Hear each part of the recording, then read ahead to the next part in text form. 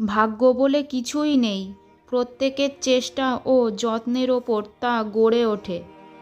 আপনি যদি 100 জন লোককে আহার না পারেন, তবে কেবল একজনকে হলেও আহার দান করুন। জীবনের লক্ষ্য কেবল বেঁচে থাকা নয়, বরং সাফল্য অর্জনের এবং কিছু আবেগ, কিছু ক্ষমতা, কিছু হাস্যরস দিয়ে উপভোগের বিষয়। অন্ধকার মুহূর্তগুলির মধ্যেই আমাদের অবশ্যই আলোর দিশা খুঁজে পাওয়ার লক্ষ্য হওয়া উচিত। আপনার হৃদয় একটি বিশাল সমুদ্রের আকারের, তাই সময় দিন এর লুকানো গভীরতায় সন্ধান করার জন্য। এখানেই লুকিয়ে আছে আপনার সফলতার ছবি। অন্যের জীবনের গল্প শুনে সন্তুষ্ট না হয়ে নিজের সফলতার কাহিনী সৃষ্টি করুন, কারণ অন্যের জীবনের গল্প শুনে সময় নষ্ট করার মতো সময়ের জীবনে খুবই কম। কেউ আজ সফলতার ছায়ায় বসে আছে, কারণ তিনি বহুকাল আগে সফলতার বীজ পুঁতেছিলেন জীবনে।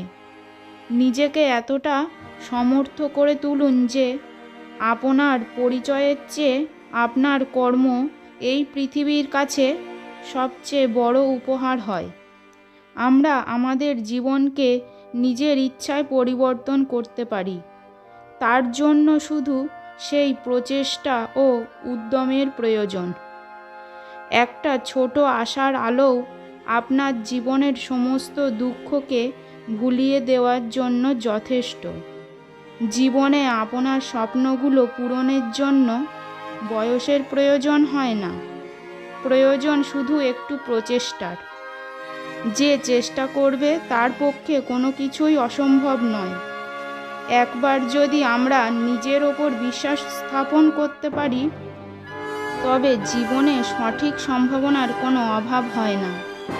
আপনার সফলতার জন্য যা দরকার তা হলো পরিকল্পনা এবং পরিকল্পনা মানচিত্র এবং আপনার গন্তব্যে এগিয়ে যাওয়ার সাহস। আমরা সবাইকে সাহায্য করতে পারি না, তবে প্রত্যেকে কাউকে না কাউকে সাহায্য করতে পারি। শুধু আপনার ইচ্ছার প্রয়োজন। কোনটি সঠিক এবং কোনটি ভুল তা খুঁজে দেখার জন্য ইচ্ছার চেয়ে সাহসের অভাব বেশি। যদি মনে করো তুমি পারবে কিংবা মনে করো তুমি পারবে না, দুই ক্ষেত্রেই তোমার বিশ্বাস সঠিক ভূমিকা পালন করবে। প্রতিটি মানুষের জীবনে একটি সময় আসে যখন মনে হয় জীবনের সব ভরসা শেষ।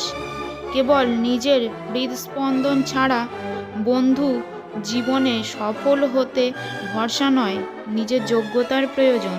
আপনি যদি জীবনকে ভালোবাসেন, সময় নষ্ট করবেন না, কারণ আপনার জীবন সময়ের সৃষ্টি। সময় অনেকটা বালির দানার মতো, হাত থেকে বেরিয়ে গেলে আর ফিরে পাওয়া যায় না। জীবনে সফল হতে নিজের সময় কোনো অলস ব্যক্তির সঙ্গে অযথা ব্যয় করতে নেই, কারণ সফলতা এবং অলসতা একে অপরের শত্রু।